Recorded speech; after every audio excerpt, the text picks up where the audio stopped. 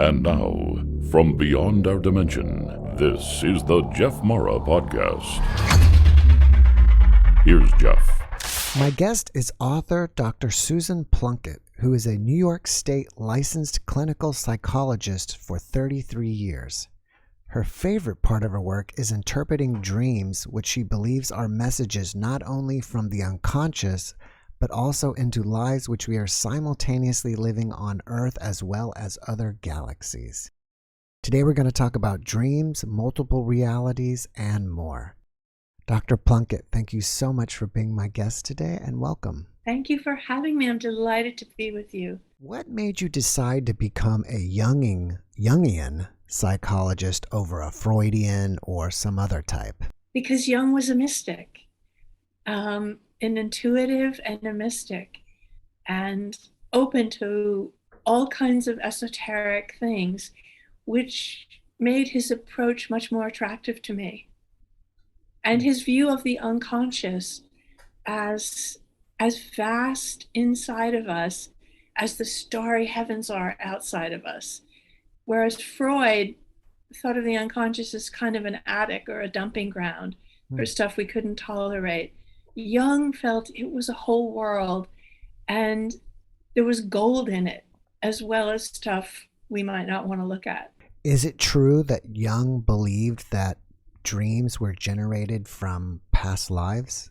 He believed that dreams were coming from the wisest, most ancient part of ourself, which he called our million-year-old person, who knew us better than anyone in our life, better than we knew ourselves, and that this being speaks to us every night in our dreams if we want to listen.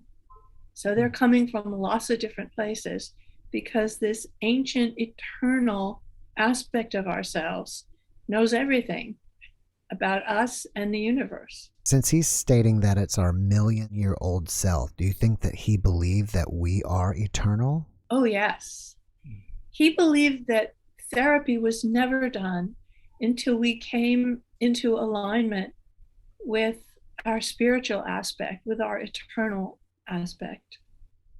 He had two great marriages in his teachings: the marriage of the conscious mind and the unconscious mind, and the marriage of the conscious self, the outer self as manifesting as a man or a woman, and the internal self, which would be our opposite. And we needed to bring together the opposites of conscious and unconscious and physical self and internal self to be whole. Did Jung actually write a lot about past lives in general? No, I don't think he did write a lot about that. I mean, he was a prolific writer, but I don't recall reading much about that. He wrote more about his theories, and he was careful about what he wrote because he was writing between 1900 and 1961 when he died. Mm-hmm. And the world was more conservative then, particularly in Switzerland. So he was more conservative in the things he wrote about, although he wrote about amazing stuff. But it was at the theoretical level. If you could talk to him today, what would you talk to him about? Oh my God. If anytime someone says to me, who's the one person, if you could sit on a bench with anybody and talk, it would be Jung. But in fact, I have talked to him because my sister died, my younger sister died of cancer, and I wasn't at peace with her death. And I wanted to speak to her, and I went to a life between life regression therapist so that I could cross over to the other side and speak to her. And the way you do that is it takes about 8 hours, 4 hours at two different times. The regression therapist, the psychologist, takes you to your last death, and you experience that death, and then you're in the place where you go after you die. And then you can contact people that have crossed over that you want to speak to. And when I crossed over, the first person who met me before I saw my sister was Jung. And tears, just as I was laying on this chaise with this psychologist, tears were just pouring down my face. And I wasn't talking, because in that realm, you're communicating via mental telepathy. And the psychologist kept asking me things and wanting me to say what I was experiencing so that he could get it on the tape for me. And I just felt like he was being a nuisance, that I just was, because everything was telepathic. Jung was telepathic. And he took me to my father, who was deceased, who appeared as a purple oval. And behind my father was another oval, and it was my sister. And I was so relieved to see her and to communicate with her. And after we had our communications, Jung took me to a place which was, in its etheric, higher dimensional version of his tower, which is situated on Lake Zurich. And he taught me how to use color and sound to do healings. And he taught me the value of vibration, the vibration of color and the vibration of sound. And we were in Lake Zurich together, as I was a blue oval. He was a purple oval like my father. And it was all communicated through mental telepathy. And the whole time, I could feel a little contact with my physical body, because that psychologist was holding me in the third dimension, and I was just weeping the whole time with the beauty of it, with the beauty of that world, the beauty of how easy communication was with my father, with my sister, with Jung. And of course, I didn't want to come back. But the psychologist's job, and we had set up certain sounds that when he rang them, I would have to come back. So of course I did come back. But it's a very appealing place. And if you're worried about your loved ones, there is no death. There's just like, this is a rental. This body is a rental, a temporary rental, so that we can exist in this dimension. We downgrade our vibration so that we can fit in here, but we are so much more than this body. We are vast. We are vast and divine. We are vast and divine, every one of us. So, I mean, I would have liked to ask Jung more, but that's what he chose to give me.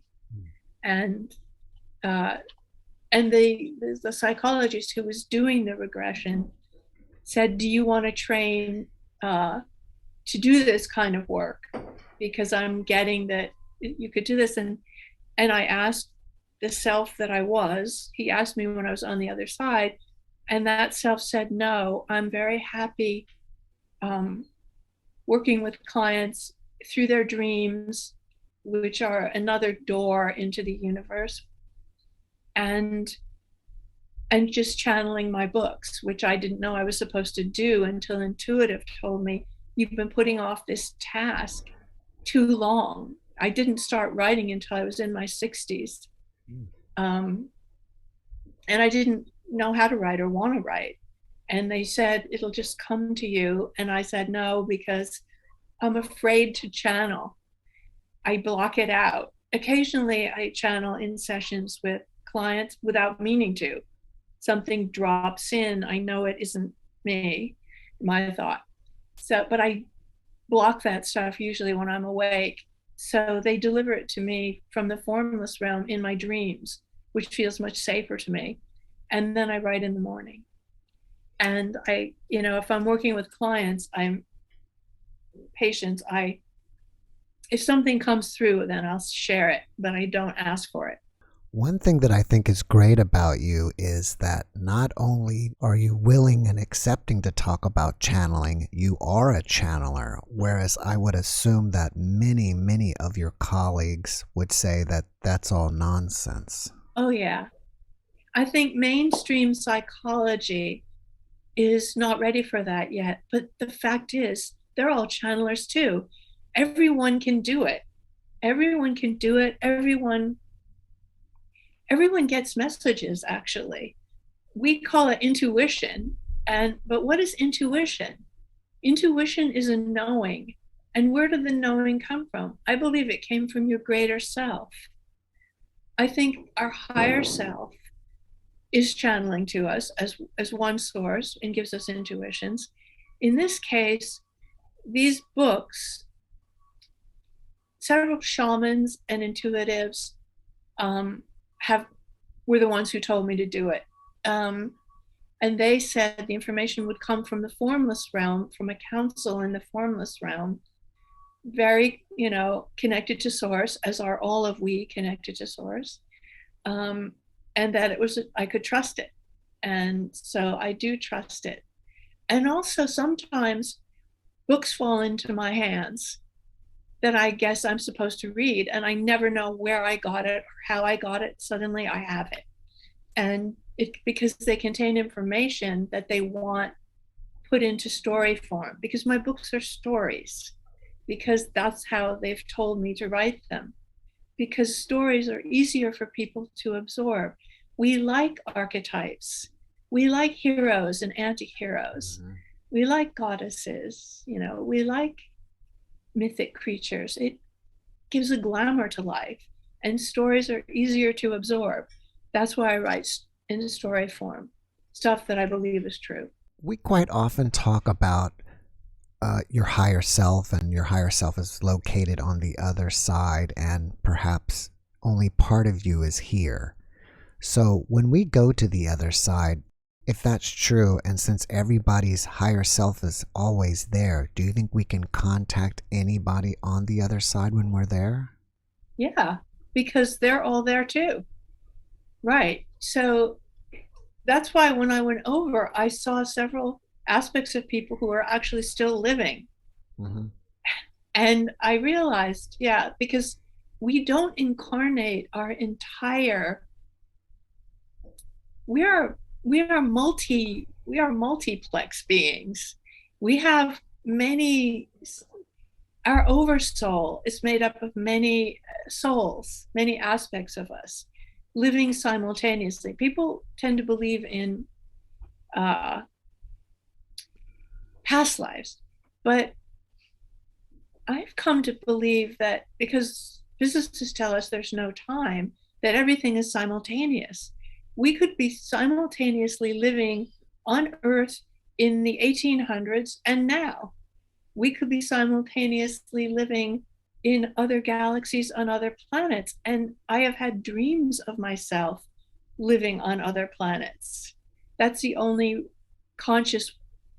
conscious, but that's the only way I know that I'm living on other planets is through my dreams. And I believe that I'm visiting my other self when I see myself living there in a different form sometimes than a bipedal form with two other appendages and a head with eyes. Because I think we have other forms in other places that are suited to those places. At least for me, and maybe for most people, I think the hardest part to grasp is there being more of us, more of us, this higher self. Like, what else is there to us, and how to communicate and experience all that there is besides just what we have here. Right. Well, the major, most wonderful aspect of ourself is our connection to the divine, to source. That we are, and all of our multiple selves are having experiences in whatever time period we think we're in, whatever galaxy we think we're in, as an aspect of source, of all that is, of light. That, and many of our experiences, we are not physicalized. It is a rare privilege to take form, because most, at least what I've been told, is that most beings are not physicalized. They are vibrating energy of some form, but they don't take a physical body. This is a unique thing that we have going on Earth. And it happens in some other planets, but it is really unique and wonderful to have a human life. It is a great blessing to have a form and experience life as a form. And that's one of the things that comes up in the trilogy that I've been directed to write, that there are beings from the fifth dimension who have volunteered to help Earth move into the fourth dimension smoothly on the path of light and freedom from oppression.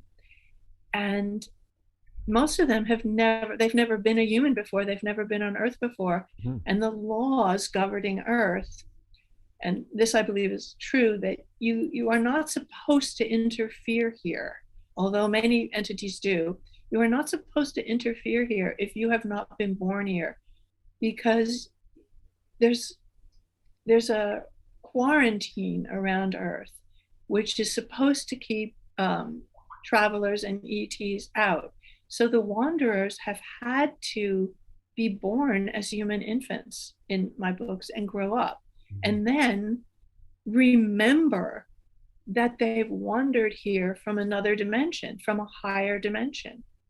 And it's not easy to remember that, because we all pass through the veil of forgetting. When we are born as babies, we pass through the veil of forgetting, and we don't remember our multiplex self or that we came from source. So it's a big task to be born as a human and then wake up and realize that many of us, millions of us, came from higher dimensions and took this form. The most famous writings about this is the law of one, the raw material. And the raw material was channeled in the early 80s by a trio of people who were able to achieve a frequency that allowed Ra, who is a collective entity from the sixth dimension, to come through and be recorded speaking through Carla Ruckert's voice. It's a very, very amazing and wonderful work. Dan Elkin, who was a physicist, was the questioner, and she was the voice, and then Jim was the recorder.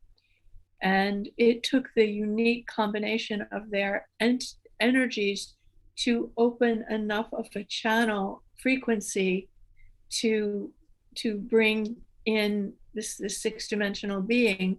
And they themselves, all three of them, were wanderers from the high fourth and fifth dimension, which was probably why they came together and were able to do it. And that they didn't know they were wanderers until Ra told them that they were wanderers. So a lot of the information in my story echoes the raw material and that information. And I've shared some of that in the story form, that many people on Earth, millions, I don't know how many millions, are actually here holding the balance on Earth from higher dimensions because they volunteered to do it. And that's a really beautiful thing. Do you think that a lot of wanderers get stuck here because the human experience is an amazing experience and they forget that they're a wanderer, and it's almost, like a trap? Yeah, some do get stuck. Not everyone wakes up. Some do get stuck. And then eventually everyone finds their way back to source. So they may get stuck in what human times would be several 100,000 years. The thing, it's not so bad to be stuck. It's just bad. It would be not good if the dark side, which also would like to control Earth, but I think they have lost the game, could get control of them, because it's a big prize for, say, a Dark Lord from Orion who slips through the quarantine, doesn't incarnate. And that's part of the story in Wanderers on Earth, how the Dark Lords of Orion, whether they're reptilian or serpent or dragon, if they try to kill off the Wanderer, if they can't get control of them. But of course, you can't kill anyone or anything because we're all souls, and it's just another part of the journey. Well, you mentioned the dark entities. Do you think that what's going on in Eastern Europe has anything to do with dark versus light? I absolutely do. I think we have mythological classic. We have the hero, we have the anti-hero, we have the goddess of Ukraine. It's a mythic battle between the dark and the light, between oppression and freedom, between democracy and totalitarianism, and it's being played out right there in Eastern Europe, and it's amazing. It's amazing and painful, but it is oppression versus freedom, and people are fighting for freedom because the dark side likes to oppress people, enslave people, and the light wants everyone to know that they are divine and extremely powerful. It's just a different, and I think it has to be like that for evolution of consciousness. If there wasn't dark energy or dark, we wouldn't know light, because we're in a planet that's full of dualities, old and young, high and low, rich and poor. It's a dualistic planet. So in order for us to grow toward the light, we need to understand darkness. A lot of my guests are near-death experiencers. Are there similarities between dreams and near-death experiences? You know, that's a beautiful question. I think that there are, because in a dream, like in a near-death experience, you're freed from the dominance of the waking consciousness. When we're awake, we're focused on our three-dimensional reality. You know, it seems very solid to us, even though it isn't. In fact, when we're awake, we're always blinking in and out of other realities. But we block them out because it's just easier for us to navigate in three-dimensional reality if we see it as consistent and solid. It is not consistent and it is not solid, but we block out other information for the most part. And in a near-death experience, we are not focused on three-dimensional reality. We're freed from those types of senses, and we're using our inner senses to travel in a near-death experience. And they're independent of our seeing, hearing, which distract us from our inner senses, from our clairvoyance, our clairaudience. It's the same in a dream. In a dream, we are free of the limitation of our three-dimensional senses, and we're using our inner senses. You know, we're traveling in our light body. We are actually traveling, as people know from remote viewing. If they see something in a dream and they wake up and they check it, it can be exactly so. It's not only yogis who can bilocate and remote view. We all do it in our dreams. And we can all do it. We just don't do it because three-dimensional reality is so compelling. We're so caught up in it. Our needs, our wants, our loves, our hates. You know, we're all caught up in this that we forget that we're a much greater entity living in many dimensions simultaneously and many worlds simultaneously. Because we just get caught up, we're living this life. And in a way, that's fine. We chose to live this life, so we're living it. But we don't have to despair because we're also living other simultaneous lives, and we can ask for our other selves to help us. If we're having a bad time, call on your higher self, call on your other selves, ask them for help, call on source. There's a lot we can ask for. Have you personally had any type of paranormal experiences or a spiritual awakening in your life, especially prior to becoming a psychologist, that could have been a catalyst for you to get into this work? You know, I was always the kind of child that the teacher was saying, "You're daydreaming. I'm moving your desk away from the window. You're sitting over by the wall." And I remember asking my first grade teacher, what are we doing here? What are we doing here? And she leaned over my desk and she said, aren't you Christian? And and at 5, I was like, what does that have to do with it? It so didn't connect.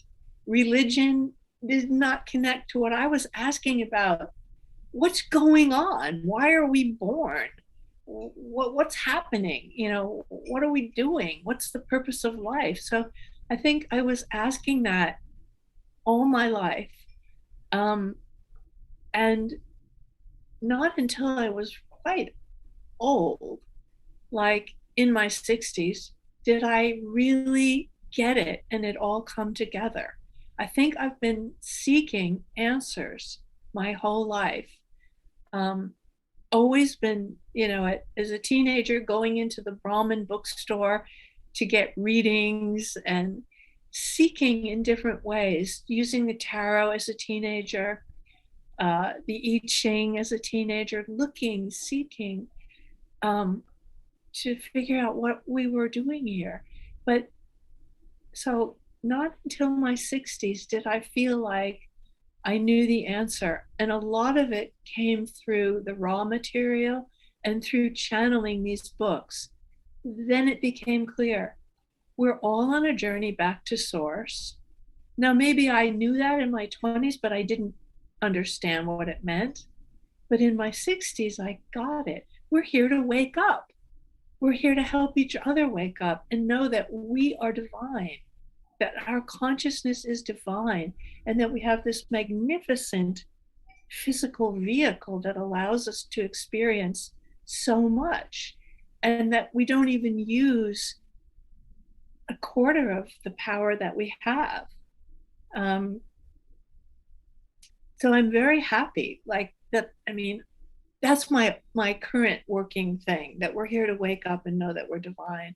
And God knows there's much more that I can't fathom, because I'm in a human body when I'm awake talking to you. And I'm just talking to you as my human self. So I can't tell you what all my selves might know or my higher self might know. They probably have a much more sophisticated understanding of what we're doing here. But this is what they've helped me to know, that each of us is here to wake up, and each of us is unique. Like every single snowflake that has ever fallen on Earth is unique. And every single being, dog, cat, fish, hamster, human, elephant, we're unique. Octopus, we're all unique. And all divine, all a spark of light. And that's a beautiful, beautiful thing. And we don't need to be afraid of the dark side. If we're just connecting to our light, we don't have to fear. When we are on the other side, are we awake already at that time? And then when we come here, it's like we become asleep? Or are we not even awake on the other side? That is a big question. And I've gone back and forth on it. Having gone to the other side in that life between life regression, I wasn't totally awake as I think my absolute highest consciousness would be. I could easily communicate by mental telepathy. I could move around by just suggesting it. And I was in a light form. I was a light form. But I did not know source. I wasn't capable yet of knowing what is source. Those questions, like, I know we're part of source, but what is source ultimately? Even my brain on the other side, which could do much more than I can in my waking life here, could not conceive of what source was. And I want to know that, like I used to think, well, when I transition out of this body and go to the other side, then I'll have all the answers. But having been to the other side, I didn't have all the answers. I had some, but I don't know how far you have to evolve in order to be able to comprehend what is source, what is ultimately the light, what is it ultimately, and how can it have always been? And my my brain isn't big enough for that. It isn't. I don't know. It's like I want to know. I want to know source, but I don't yet, and that's something I'm seeking. And I may have to go. Ra said that there's 7 octaves of consciousness, of vibration, and then another 7, and then we didn't know how many, but Ra was a 6th-dimensional being. Many people on earth are 3rd and 4th dimensional beings. Ra's 6th-dimensional being, and when he was asked, well, what is it like beyond the 1st octave, he said, I don't know. I don't know. And he was already a 6th-dimensional being. So I guess as we evolve, we come to know more and more a different understanding of source as we evolve. But I think of source as just light, and if each of us as a spark of that light, a beam of that light that we carry in our heart as an actual cell of God, a cell of the divine that each of us has, including animals, plants. Everything is got a cell of the divine, but that doesn't mean we can totally know it. Even yogis, So do you feel that coming to a lower vibrational place like here and experiencing it somehow evolves us and stretches our consciousness so we can move up? That's why we do this. That's why we choose this. And this is a very special and amazing place because we actually have a physical form. We're not just vibrating energy. And that's fairly unique in all the galaxies and universes. Many do not offer that opportunity to vibrate at a level where there can be what appears to be and is experienced as a solid physical form.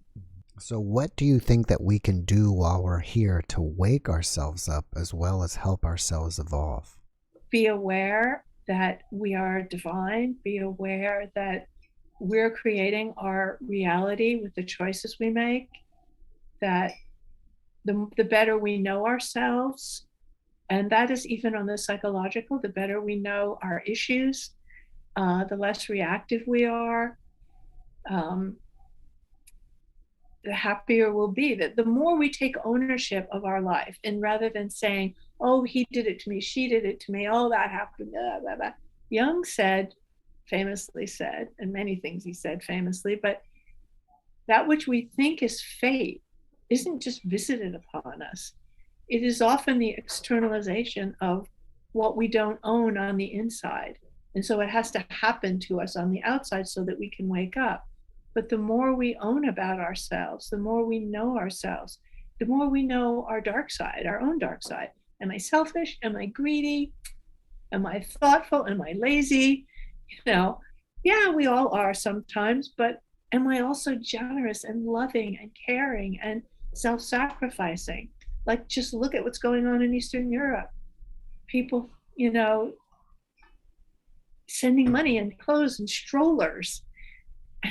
And then the brave people fighting oppression for all of us to hold light on the planet against embodiments of the dark side, the anti-heroes.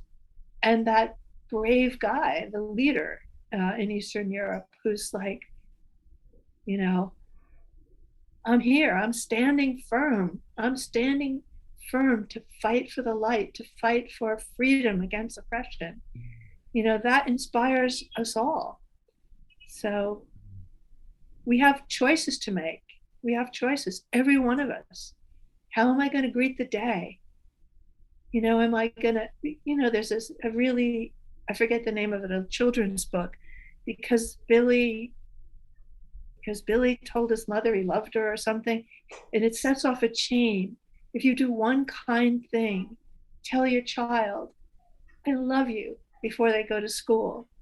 Then they feel good and they're going to be generous and help the next kid. Let the next kid get on the bus first, or help the kid who is on crutches, or, and then that kid helps somebody. And it's just contagious. Love is what I'm speaking of. To get back to dreams, I'm assuming that there are different types of dreams. It seems like for me personally, I have, generally regular dreams, but sometimes I have dreams that may be more profound or I guess special. Yeah, big dreams. Mm-hmm. And you tend to remember them all day long after you have them. And I think we all have those big dreams. Every dream is a gift. And it's really a good idea to write your dreams down, because writing them, either typing them in your phone or writing them in a dream journal, anchors them in three-dimensional reality. And even if you don't analyze it, the dream works on you and it affects you and it changes you. So, I like to say to people, even if you don't want to analyze your dream, carry it around in your pocket as if it's a little crystal or treasure, and take it out once in a while during the day and look at it. What are the symbols? Because dreams speak in symbolic language. Because the unconscious, where they come from, prefers images to words, because the images can have many meanings. A glass house, what does that mean? A planet turning upside down in space. So the dreams will present you with images. And then you turn the image over in your mind. What is my higher self trying to say to me with this dream? What is it? Why is it giving me this dream now, this big dream that makes me feel a certain way all day long?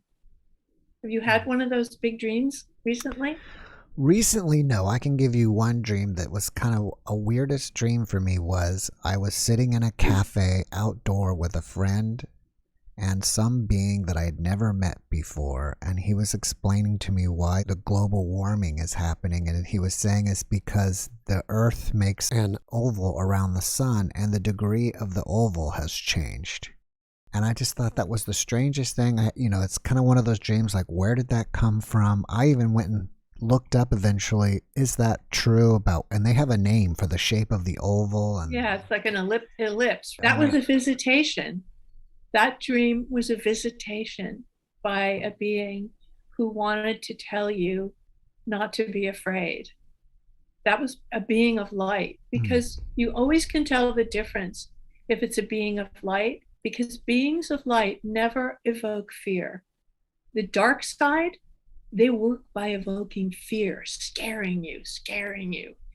The light works through love and easing of fear. And that dream is meant to ease your fear away from blame. There's so much blame that humans are taking and getting. And this dream is telling you this is a natural process. This will happen, and then the ellipse will change. And don't take it on as blame. So that was a light being visiting you at the cafe. And light beings slip into normal settings like that so that we're not frightened. They don't want to frighten us, and they don't want to scare us. That's a beautiful dream to have. What about recurring dreams? Recurring dream happens because the unconscious feels that they've been trying to give you a message and you're not getting it. So it repeats it as if like a mother will say to a kid, how many times did I tell you, button your coat, it's 10 below zero. So it's like the unconscious will, for a time, repeat the message, hoping you'll get it, until eventually it will give up if you don't get it. But it will try hard by repeating. Recurrent dream is the unconscious like saying, come on, I told you this before. Get it. I've had a few times where I've traveled in dreams, like to Europe or somewhere, and I've had it enough where one morning I woke up and I finally had to realize I've been dreaming this. I've actually never been there. but I had dreamt it enough where I felt like I had been there. That dream sounds to me like it is one of your simultaneous selves who lives there, and you are visiting that self in that dream repeatedly, because you have been there, because an aspect of your greater self lives there. You're saying that like we're living at the same time multiple lives. Yes, we are. And we can ask our multiple selves to help us if we're having a rough patch. So you have 2 books already out. You're a science fiction writer, but you said that you like to write out your stories in fiction, I guess like to teach, right? Yeah. But do you think there is a lot of truth within your fiction stories? Yes, I think that this trilogy, which I'm now working on the 3rd book, the first book is Mission from Venus, the second book is The Wanderers on Earth, and the 3rd book, they haven't given me the title yet, and I'm about halfway through it. And then the trilogy will be done, but they've said there are many more books to come. I said, well, you better hurry up. I'm 73. I don't know how much longer I'm going to be pulling stuff in from you. But I said, what did you ask? Oh, is it true? Yes, I think that it's in story form, but I think it is it's a metaphor for what is actually going on. I think they're trying to tell humans what's going on Earth and why we incarnated and where we go after we leave, and just how wonderful we are, just how we're all part of the oneness, like Ross said, in the law of one. And there's nothing to fear because we are divine beings. Ultimately, everyone makes it back to source. Now, you can make the journey easier or harder on yourself, and the books kind of show that. And even the dark side has their part to play, because according to Ra, after the 6th dimension, the high 6th dimension, there's no way forward back to source. So all the people that have been traveling the dark side, they have to jump onto the path of light. So we use the dark side to learn in the first 6 dimensions. After that, it's light. It's light for everybody. So yeah, I believe that they're true, that they didn't come from my brain, that they came from the formless realm. And I've been tasked with just bringing them into form, just typing out the story in form. So I'm a transcriber. Are there spiritual, metaphysical lessons to be learned from your books? Yes. And if so, can you share some of them with us? I think the main metaphysical lesson is that we are all absolutely connected. So what each of us does matters. And we're all connected because we're all one spark of light, of the great light. And so that adage, what you do for yourself is also done for another, just like what you do for another is done for you. Because the law of one says we are all the same. We are all unique aspects of the oneness. And if we understand that, it's even bearable to tolerate the role that the dark side has to play.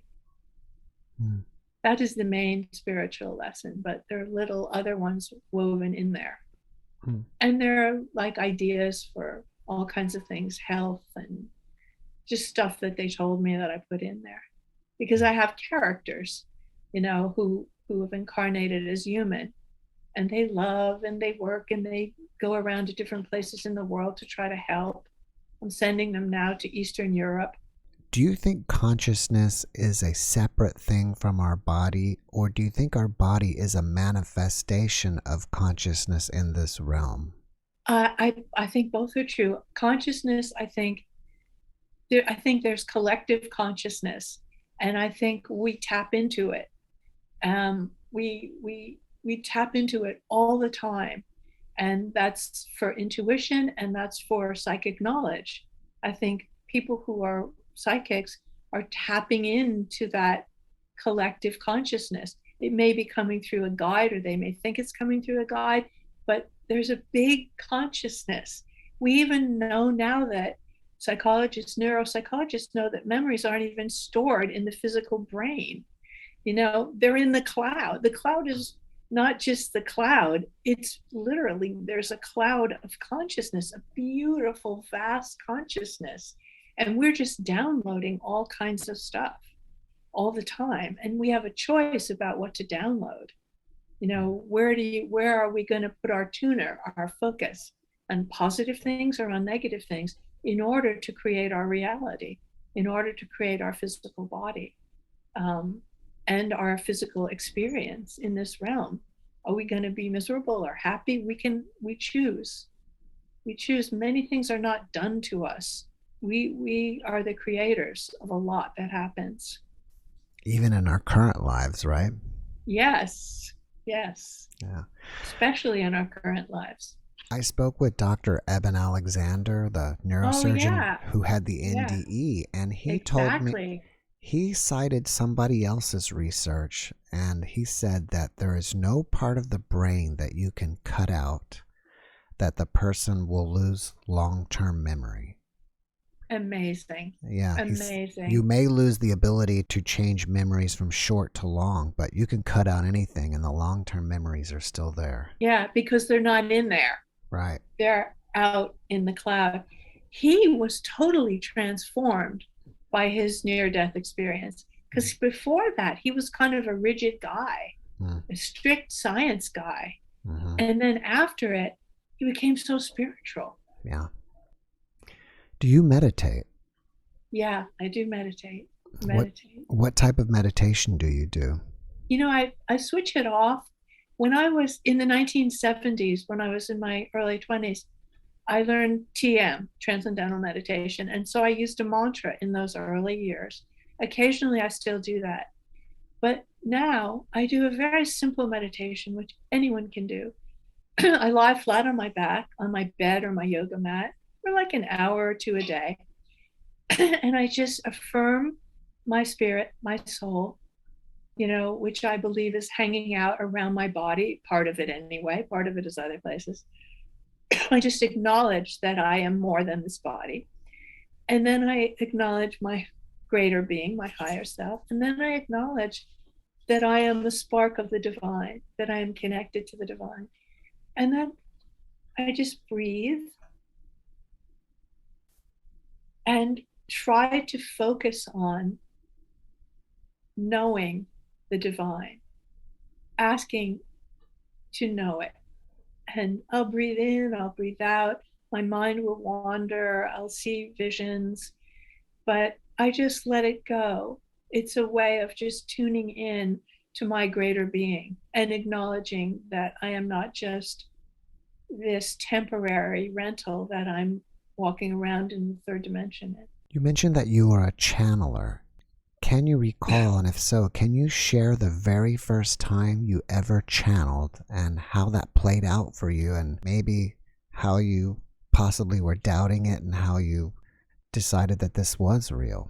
The first time I was really aware of getting information that didn't come from me reaching into the collective to get it was as a young psychologist about 35 years ago. And it just dropped in. Something that I was told about the patient that I needed to know to help them. Because the current channeling now, because of probably my fear of just being an open channel all the time, I shut it down after I write, is coming to me when I'm out of body, I'm sleeping, and I'm going out, connecting with, and sometimes I'm aware of this in a dream, that I'm connecting with this council in the formless realm that is giving me information. Or sometimes I can see that I'm in another galaxy. But when I wake up, I'm not actively channeling. They told me to write in the morning, and I do. And because I see patients later in the day, but I never hardly try to see patients not in the morning so that I can write. And then I'm just writing and it's just coming out.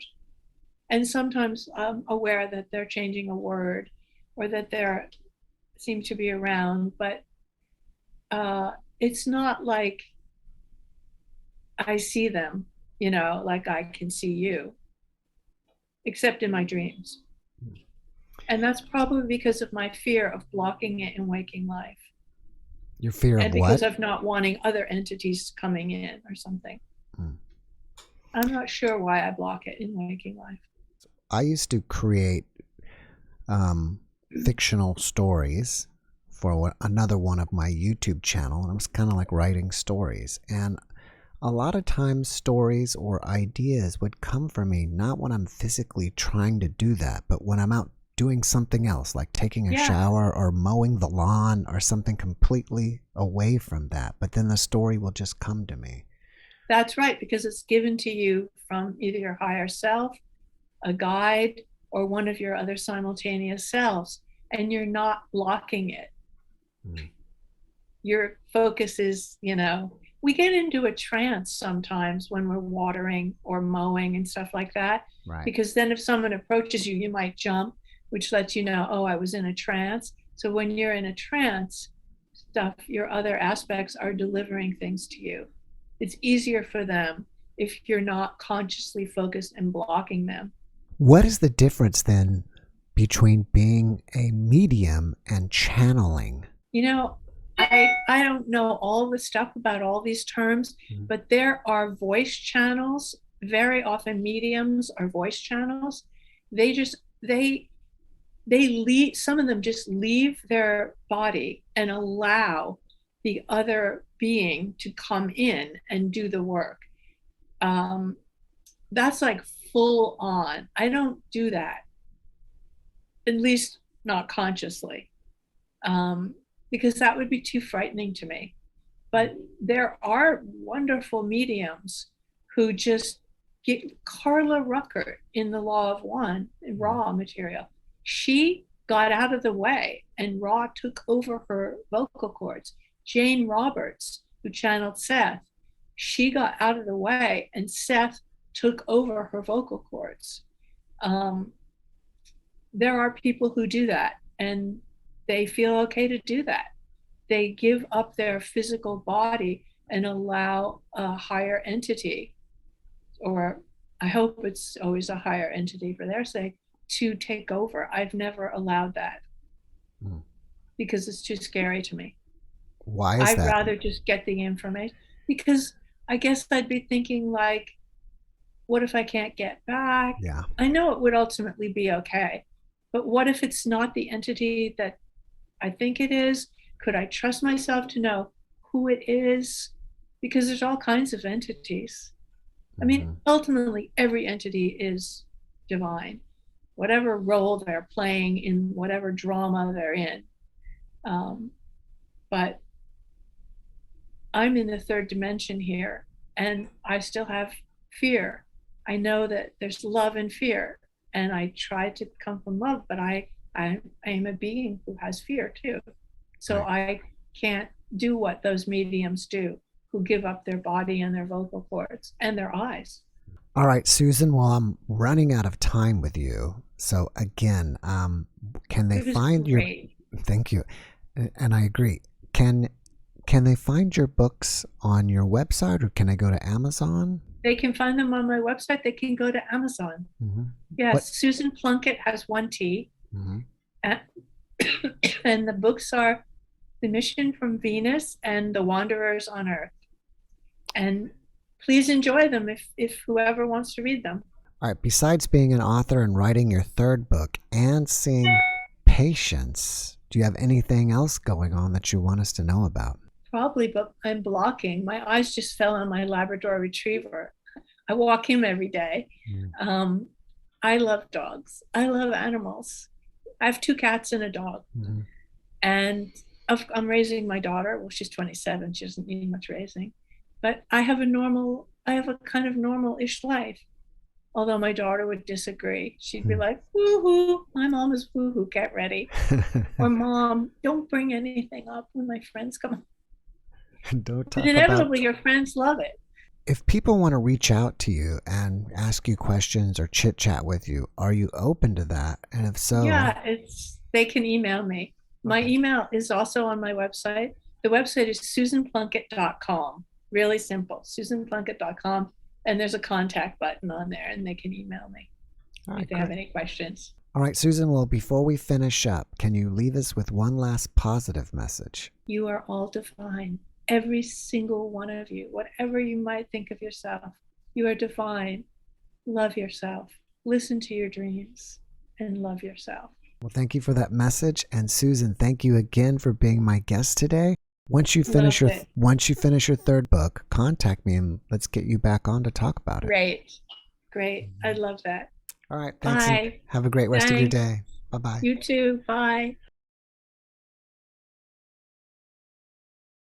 Thanks for watching the JeffMara podcast. I really appreciate you. Another way to show support is through YouTube memberships. And if you do, there are loyalty badges and other perks depending on your level of membership. All you need to do is click the join button underneath the video to find out more. Thank you for your support.